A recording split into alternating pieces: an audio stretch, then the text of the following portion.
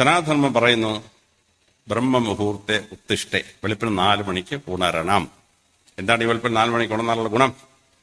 ഡോക്ടർമാർ റിസർച്ച് ചെയ്ത് പറയുന്നു മനുഷ്യന്റെ തലച്ചോറിന് ഏറ്റവും ബുദ്ധി ഉണ്ടാവുന്ന 2 മണിക്കൂറാണ്, വെളുപ്പിന് 4 മണി തൊട്ട് 6 മണി വരെ. അതിന്റെ റീസൺസ് പലതാണ്. അപ്പൊ വെളുപ്പിന് 4 മണിക്ക് എഴുന്നേറ്റ് പഠിക്കുന്ന കുട്ടികൾക്കാണ് റാങ്കും ഫസ്റ്റ് ക്ലാസ്സും A+ ഒക്കെ കിട്ടുന്നത്. അപ്പൊ ഹിന്ദുവൻ നമ്മളോട് പറയുന്നു വെളുപ്പിന് 4 മണിക്ക് ഉണരണം, ബ്രഹ്മമുഹൂർത്തെ ഉത്തിഷ്ഠെ. എഴുന്നേറ്റ് 10 വിരളം തറയിലോട്ട് അമർത്തി ഭൂമി ദേവിയെ സ്തുതിക്കും. നിന്നെ ചവിട്ടി ഞാൻ നടക്കുന്നതിനോട് ക്ഷമിക്കുമാറാകണം, നിന്റെ ഫലഭൂതാദികൾ തന്നെ ജീവിക്കുന്നതിന് ഞാൻ നന്ദി പറയുന്നു. നിങ്ങൾ ദിവസം പ്രാർത്ഥിക്കുന്ന 8 പ്രാർത്ഥന. നല്ല രസമാണ്. എന്തുകൊണ്ട് ഈ സംഭവിക്കുന്നത്? ഭൂമിദേവി സ്തുതിക്കുകയാണോ? അല്ല. നമ്മൾ മെത്ത കിടന്ന് ഉറങ്ങുമ്പോൾ നമ്മുടെ ശരീരത്തിൽ നിന്ന് പൂർ കണ്ടക്ടർ ഇലക്ട്രിസിറ്റിയാണ് ഈ പഞ്ഞി. അതുകൊണ്ട് നമ്മുടെ ശരീരത്തിൽ നിന്ന് ഇലക്ട്രിസിറ്റി പോവുകയില്ല. നമ്മുടെ ശരീരത്തിൽ അവയവങ്ങൾ വർക്ക് ചെയ്യാൻ ഇലക്ട്രിസിറ്റി വേണം. തലച്ചോറിനകത്ത് എവിടെയെങ്കിലും സ്ട്രോക്ക് ഉണ്ടെന്ന് അറിയുന്നത് എങ്ങനെയാണ്? EEG ഇലക്ട്രോ എൻസെഫലോഗ്രാഫോട്ട് തലച്ചോറ് കണക്ട് ചെയ്ത് കഴിഞ്ഞാൽ അപ്പോഴേ അറിയാം എവിടെയെങ്കിലും ഫ്ലക്ച്വേഷൻ ആണ്, അപ്പോൾ സ്ട്രോക്ക് ആണെന്ന് മനസ്സിലാവും. നമ്മൾ ഹാർട്ട് അറ്റാക്ക് ഉണ്ടായത് എങ്ങനെയാണ് മനസ്സിലാവുന്നത്? ECG ഇലക്ട്രോ കാർഡിയോഗ്രാമിട്ട് കണക്ട് ചെയ്യും. അപ്പൊ എവിടെയെങ്കിലും ഇലക്ട്രിക് ഫ്ലക്ച്വേഷൻ ഉണ്ടെങ്കിൽ അവിടെ അറ്റാക്ക് ഉണ്ടായി എന്നാണ്. അപ്പൊ നമ്മൾ ഈ കോട്ടൺ മെത്ത കിടന്ന് ഉറങ്ങിയാൽ നമ്മുടെ ശരീരത്തിൽ ആവശ്യത്തിൽ കൂടുതൽ ഇലക്ട്രിസിറ്റി എവിടെയെങ്കിലും സ്റ്റോർ ആയി കഴിഞ്ഞാൽ ലോകത്തിൽ ഹാർട്ട് അറ്റാക്കിന്റെ പകുതി വെളുപ്പിന് 4 തൊട്ട് 8 വരെയാണ്. ലോകത്തിലെ സെർവൽ ഷോക്കിന്റെ പകുതി വെളുപ്പിന് 4 തൊട്ട് 8 വരെയാണ്. അപ്പം രാവിലെ എഴുന്നേറ്റ് ഈ 10 വിരലും ഭൂമിയിലെ തൊട്ട് 8 മന്ത്രം ചൊല്ലുമ്പോഴേക്കും നമ്മുടെ ശരീരത്തിലുള്ള അധിക ഇലക്ട്രിസിറ്റി ഭൂമിയിലോട്ടങ്ങ് എർത്താവും. അപ്പൊ നമ്മൾ ഈ സെർവൽ സ്ട്രോക്കിൽ നിന്നും ഹാർട്ട് അറ്റാക്കിൽ നിന്ന് രക്ഷപ്പെടുന്ന പരിപാടിയാണ് ഈ സനാതന മുമ്പേ പഠിപ്പിക്കുന്ന ഈ ആചാരം. അല്ലാതെ ഭൂമിദേവി എല്ലായിടത്തെ കാര്യം. നമ്മൾ തൊട്ട് നമ്മുടെ ഇലക്ട്രിസിറ്റി സർപ്ലസ് കളയാൻ അത്രയും നമ്മുടെ ആയുസ് കൂട്ടുകയാണ്. അത് കഴിഞ്ഞ് ശൗചകൃത്യങ്ങളൊക്കെ കഴിഞ്ഞ് സൂര്യൻ ഉദിക്കുന്ന സമയം പഞ്ചാംഗം നോക്കിയിട്ട് അപ്പോഴേ കഥ തുറന്ന് പുറത്തിറങ്ങാറ്. എന്തോ സംഭവം? കള്ളന്മാരിങ്ങനെ പുറത്ത് വെയിറ്റ് ചെയ്യും. നിങ്ങൾ 5 മണിക്ക് മുറ്റത്തോട്ട് ഇറങ്ങിയാലുണ്ടല്ലോ, കള്ളൻ ഇരുമ്പോടി വെച്ച് ഒറ്റയടി തലയ്ക്ക് പറയും. സനാതനത്തിന്റെ ഭാഷ പറഞ്ഞ സ്വാഹ, നിങ്ങൾ അതോടെ തീരും, ചത്തുപോകും. അപ്പൊ വെളുപ്പിന് 5:30 മണിയാകുമ്പോൾ കള്ളന്മാരെല്ലാം രക്ഷപ്പെടും. സൂര്യൻ വെച്ചാൽ പിന്നെ കള്ളന്മാരെ നിൽക്കില്ല, അവന്മാർ ജീവൻ കൊണ്ട് രക്ഷപ്പെടും. അപ്പൊ നിങ്ങൾ 6:20 കഥ തുറന്നിറങ്ങിയാൽ കള്ളനോട് ഉണ്ടാവില്ല. അതോ കള്ളൻ ഉണ്ടെങ്കിൽ നിങ്ങൾക്ക് കഥ അടച്ച് രക്ഷപ്പെടാം. അതാണ് ഈ പറയുന്ന സൂര്യൻ ഉദിച്ചാലേ കഥ തുറന്ന് പുറത്തിറങ്ങാറ്. പുറത്തിറങ്ങിയാൽ നിങ്ങൾ എന്ത് ചെയ്യും?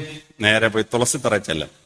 കൃഷ്ണ തുളസിയുടെ 4 ഇല വായിലോട്ടിട്ട് ചവച്ചരച്ചങ്ങ് ഇറക്കും. ബ്രാഹ്മണർ 8 ഇല വായിലോട്ടിട്ട് അങ്ങ് ഇറക്കും.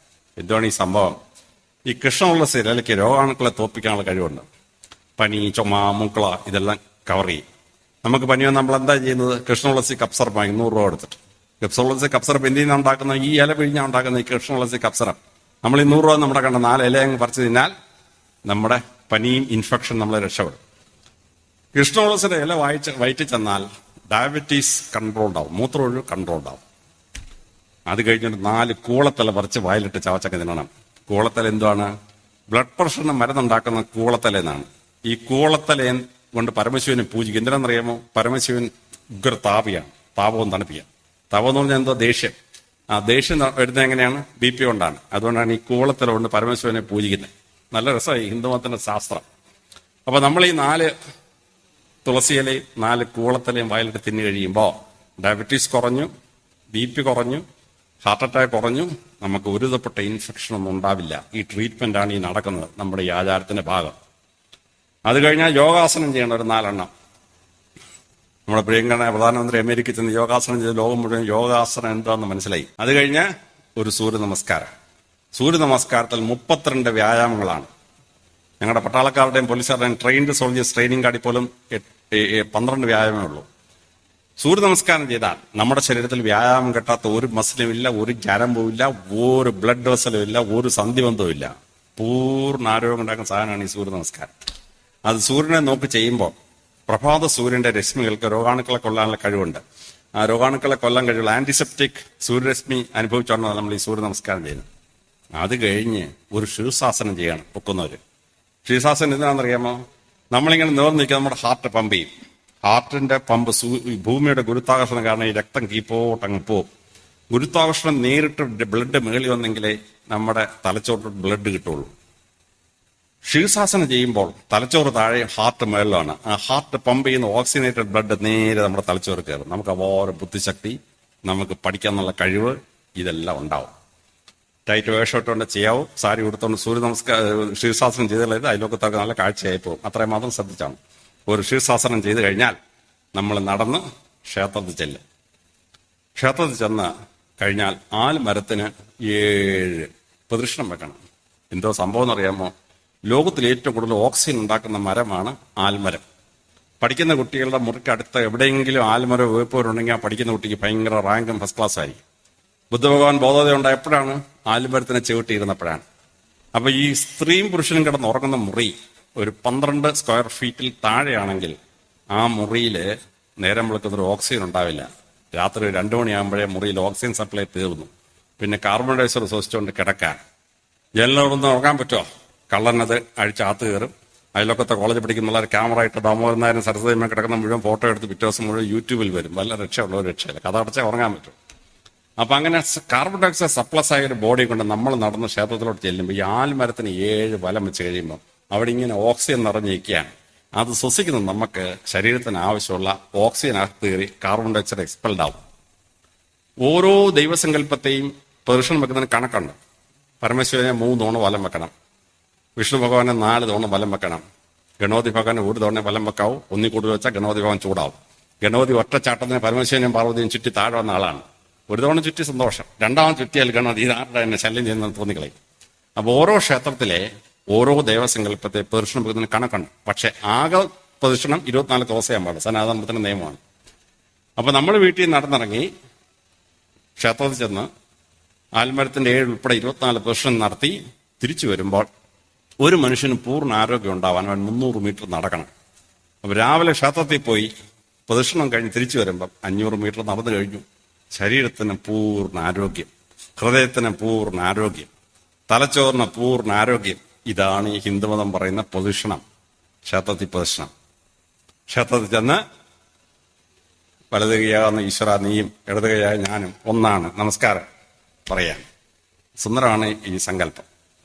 അങ്ങനെ നമസ്കരിച്ച് നമ്മൾ വരുമ്പോൾ ആചാരപ്രധാനമുള്ള അവല് മലരൊക്കെ കിട്ടും. അപ്പൊ അമ്പലപ്പുഴ ചെന്നാൽ പാൽപ്പായസം വരും. പാൽപ്പായസത്തിനകത്ത് എല്ലാ പ്രോട്ടീനും ഉണ്ട്, എല്ലാ വൈറ്റമിനും ഉണ്ട്, എല്ലാ ഫാറ്റും ഉണ്ട്, എല്ലാ കാർബോഹൈഡ്രേറ്റും ഉണ്ട്. പാൽപ്പായസം കുടിച്ചാൽ പിന്നെ ഒരു വൈറ്റമിൻ ടാബ്ലറ്റ്സും വേണ്ട, മൾട്ടി വൈറ്റമിനും വേണ്ട, ബെക്കഡക്സമിനും വേണ്ട, ഒന്നും വേണ്ട. കംപ്ലീറ്റ് വൈറ്റമിനും പ്രോട്ടീനും കിട്ടി കഴിയും. ഗണപതി ക്ഷേത്രത്തിൽ പോയാൽ ഉണ്ണിയപ്പം കിട്ടും, അല്ലെ നെയ്യപ്പം കിട്ടും. ആ നെയ്യപ്പത്തിനകത്ത് കംപ്ലീറ്റ് പ്രോട്ടീൻ ഉണ്ട്, കംപ്ലീറ്റ് വൈറ്റമിൻ ഉണ്ട്, കംപ്ലീറ്റ് ഫാറ്റ് ഉണ്ട്, കംപ്ലീറ്റ് കാർബോഹൈഡ്രേറ്റ് ഉണ്ട്. 3 ഉണ്ണിയപ്പം തന്നെ കഴിയുമ്പോൾ സംഗതി റെഡി. കംപ്ലീറ്റ് ഒരു മിനറലും വേണ്ട, ഒരു വൈറ്റമിനും വേണ്ട. അപ്പോ ആഹാരം കൊണ്ടുവരുന്നതിന് പുണ്യം, അത് കുക്ക് ചെയ്യുന്നതിന് പുണ്യം, അത് വിളമ്പുന്നതിന് പുണ്യം, അത് കഴിച്ചിട്ട് പോകുമ്പോൾ അവിടെ തുടയ്ക്കുന്നത് പുണ്യം. അത് പുണ്യത്തിന്റെ ഡിസ്ട്രിബ്യൂഷൻ ഓഫ് പുണ്യമാണ് ഈ ഭക്ഷണം കൊടുക്കാന്ന് പറയുന്നത്. പൂജയെല്ലാം കഴിഞ്ഞ് നമസ്കരിച്ചിട്ട് ഹിന്ദുക്കൾക്ക് ഈ ദേവിയോട് യാത്ര ചോദിക്കണം. എന്റെ ഹൃദയത്തെ വളരെ സ്പർശിച്ചിട്ടുള്ളൊരു പ്രാർത്ഥനയാണ് നിങ്ങൾ പ്രാർത്ഥിക്കുന്ന പ്രാർത്ഥന. ആ പ്രാർത്ഥന ഞാൻ ദിവസവും പള്ളിയിൽ പോകുന്ന ഒരു ക്രിസ്ത്യാനിയാണ്. ഞാൻ പള്ളിയിൽ നിന്ന് ഇറങ്ങിയിട്ട് നിങ്ങൾ ക്ഷേത്രത്തിൽ ചെയ്യുന്ന പ്രാർത്ഥന ഉണ്ടല്ലോ, നിങ്ങൾ ദേവ എന്ന് പറയുന്നവരെ യേശു എന്ന് പറഞ്ഞ് ഞാൻ പ്രാർത്ഥിക്കും. 3 കാര്യമാണ് നിങ്ങളുടെ പ്രാർത്ഥന. അനായാസ ദേവി ഞാൻ പോവാണ്, ഇനി ഈ ക്ഷേത്രത്തിൽ വരാമെന്നോ ഇവിടെ പ്രാർത്ഥിക്കാമെന്നോ ഓരോ ഉറപ്പും ഇല്ല. പക്ഷേ ഇനി ഞാൻ ഈ ക്ഷേത്രത്തിൽ വരുന്നതിനും എനിക്ക് എന്തെങ്കിലും സംഭവിച്ചാൽ ഞാൻ 3 കാര്യം അങ്ങോട്ട് ചോദിക്കുകയാണ്. ഇംഗ്ലീഷിൽ പറഞ്ഞാൽ നോട്ട് നെഗോഷ്യബിൾ അല്ല. 3 കാര്യം. നമ്പർ 1, അനായാസേന മരണം. ആയാസമില്ലാതെ എനിക്ക് മരിക്കണം. പോകുന്ന വഴിക്ക് ആക്സിഡന്റ് ഉണ്ടായി റോട്ടിൽ കിടന്ന് പിടച്ചവിടെ ചാവരുത്. ക്യാൻസർ വന്ന് കട്ടിലെ കിടന്ന് അയ്യോ അയ്യോ അയ്യോ എന്ന് വിളിച്ചോണ്ട് ചാവരുത്. വല്ല നെഞ്ചോനെ വന്ന് ആശുപത്രി കയറി ICU എന്നൊരു സാധനം അത് എൻ്റെ അമ്മോ ഞാൻ 2-3 കിടന്നിട്ടുണ്ട്. ഉള്ളോ ദൈവം നിന്ന മൂക്കിനകത്തും വായിക്കാത്തതെല്ലാം കോയിലടിച്ച് കയറ്റി ആമത്തിരുന്നൊരു കിടപ്പാണ് അവിടെ. എനിക്ക് അനായാസേന മരണം. ഞങ്ങളുടെ വേദോസ്തത്തിൽ പറയും, നീതിമാൻ ഉറക്കത്തിൽ മരിക്കും. രാത്രി ഉറങ്ങാൻ കിടന്നിട്ട് രാവിലെ ചത്ത് കിടന്നാൽ അവൻ സ്വർഗത്തിൽ പോകുന്നതാണ് ക്രിസ്ത്യാനിയുടെ സങ്കല്പം. ഇത് തന്നെയാണ് നിങ്ങളും പറയുന്നത്, അനായാസേന മരണം. 2ാമത്തെ എന്താണ്? വിനാദൈന്യതേ ജീവിതം. മരണം വരെ ആരെ ആശ്രയ ദൈന്യാവസ്ഥ ഒന്നും ഉണ്ടാകും. നടക്കാൻ വയ്യ, 2 തോളെ പിടിക്കണം. ആഹാരം തിന്നാൻ വയ്യ, ചോറ് വല്ലൊരു ഉരുളുരുട്ടി വായി തരണം. ഈ ഗതികേടൊന്നും ഉണ്ടാകരുത്. പിന്നെ മോന്റെയോ മരുമോടെയോ ശമ്പളത്തിൽ ജീവിക്കാൻ എൻ്റെ അമ്മോ ഇതുപോലൊരു ഗതികേട് വേറെയില്ല. പോലീസ് ഒരുപാട് കഥ കേട്ടിട്ടുണ്ട്. വിനാദൈന്യത ജീവിതം. 3ാമത്തെ സംസ്കൃത ചൊല്ലാൻ എനിക്ക് അറിഞ്ഞൂടാ. മരണാനന്തരം തവ ദർശനം. എന്റെ ദേഹം ഞാൻ ഉപേക്ഷിച്ചു കഴിഞ്ഞാൽ എനിക്ക് അപ്പൊ ദേവനെ കാണണം, അതായത് ദേവിയെ കാണണം, അതായത് മോക്ഷം കിട്ടണം. എന്തൊരു അർത്ഥസമ്പുഷ്ടമാണ് ആ പ്രാർത്ഥന. 3 പ്രാർത്ഥനയുള്ളൂ. ഈശ്വരനോട് ദേവനോട് യാത്ര വെച്ചിരുമ്പോൾ പോവാണ്. അത് 3 കിട്ടിയ പിന്നെ ജീവിതത്തിൽ ബാക്കി എന്ത് വേണം? അനായാസേന മരിക്കണം, ഒരുത്തനെ ആശ്രയിക്കാതെ ജീവിക്കണം മരണം വരെ, മരിച്ച ഉടനെ മോക്ഷം കിട്ടണം, അതിൽ കൂടുതൽ ഈ ഭൂമി നോക്കുന്നില്ല വേണോ? എന്താ 3 വരിയിലാ ഹിന്ദുവം നമ്മളെ പഠിപ്പിക്കുന്ന പ്രാർത്ഥന ഉണ്ടല്ലോ, എത്ര ശ്രേയസ്കരമാണ്. ഹിന്ദുമതത്തിലെ പല പ്രാർത്ഥന സംസ്കൃതമാണ്, പക്ഷെ അത് നമ്മൾ ട്രാൻസ്ലേറ്റ് ചെയ്ത് മനസ്സിലാക്കണം. ഗായത്രി മന്ത്രം 5 വരിയേ ഉള്ളൂ, പക്ഷെ 150 പേജോളം പുസ്തകം എഴുതി അതിന്റെ അർത്ഥം പറഞ്ഞു തരാൻ പറ്റുമോ? അത്ര അർത്ഥഗർഭമാണ്. നമ്മൾ റേഡിയോ ഓൺ ചെയ്യും, അപ്പോ വെങ്കടേശ സുപ്രഭാതം കേട്ടോണ്ട് നമ്മൾ റേഡിയോ തുറക്കുന്നത്. MS സുബ്ബലക്ഷ്മി പാടുകയാണ്, കൗസല്യ സുപ്രജ രാമ. നിങ്ങൾ ആ പദ്യം എടുത്തിട്ട് അതിന്റെ അർത്ഥം ഒന്ന് മലയാളത്തിൽ എഴുതി നോക്കിയിട്ടുണ്ടോ? എന്തോരം അർത്ഥമാണെന്നറിയോ? അസാമാന്യ അർത്ഥമാണ്. നമ്മുടെ ഋഷിവര്യന്മാർ നമ്മളെ പഠിപ്പിച്ച ഓരോ പ്രാർത്ഥനയും നമ്മളൊന്ന് ട്രാൻസ്ലേറ്റ് ചെയ്ത് മലയാളത്തിൽ എടുത്തിട്ട് ആ പ്രാർത്ഥന നമ്മളങ്ങോട്ട് പ്രാർത്ഥിക്കുമ്പോ അസാമാന്യമായ അറിവും ജ്ഞാനവും ജീവിത വീക്ഷണവും അടങ്ങുന്നതാണ് നമ്മളെ മഹർഷിമാർ പഠിപ്പിച്ച ഓരോ പ്രാർത്ഥനയും. അതിന്റെ അർത്ഥം മനസ്സിലാക്കി നമ്മളത് പ്രാർത്ഥിക്കണം. ഭഗവാൻ കൃഷ്ണൻ പാണ്ഡവന്മാരെ കാണാൻ വരികയാണ്, എല്ലാം കൂടെ വട്ടം കൂടി വർത്താനം പറഞ്ഞുകൊണ്ടിരിക്കുകയാണ്. ഭഗവാൻ കൃഷ്ണൻ ചോദിച്ചു, ഇന്ന് എന്തൊരു ദിവസം എന്നറിയാമോ യുധിഷ്ഠിരാ? ഇന്ന് നാഗപഞ്ചമിയല്ലേ, നീ അതിന്റെ പൂജയൊക്കെ ചെയ്തോ? ഇല്ല. മഹാഭാരതത്തിൽ ഭഗവാൻ കൃഷ്ണൻ യുധിഷ്ഠിരൻ ഒരു ക്ലാസ് എടുക്കുകയാണ്, നാഗപൂജ എങ്ങനെ ചെയ്യണം. എന്തൊരു ഡെപ്തിലാണെന്നറിയാം ഭഗവാൻ കൃഷ്ണന്റെ ക്ലാസ്. അസാമാന്യമായ ക്ലാസ്സാണ്. വാത്മീകി മഹർഷി യുധിഷ്ഠിരനെ കാണാൻ വരികയാണ്. അന്ന് ശ്രദ്ധേയമായൊരു ദിവസമാണ്, ശിവരാത്രിയാണ്. യുധിഷ്ഠിരൻ എന്തൊക്കെ വർത്താനം പറഞ്ഞുകൊണ്ടിരിക്കുന്നു.